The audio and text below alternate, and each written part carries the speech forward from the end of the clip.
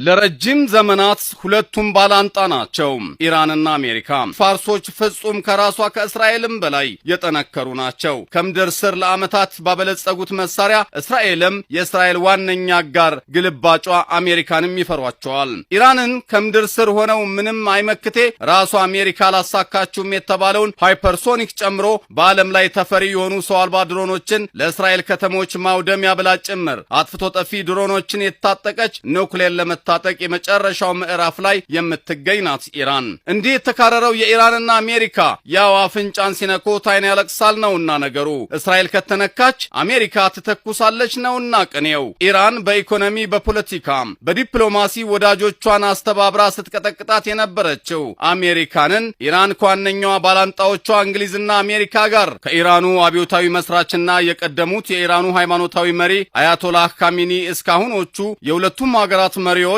አንዱ አንዱን ቢያጠፋው የሚመኙና አንዱ ሌላውን ጠላቴ ሲሉ እዚህ የደረሱ ናቸው።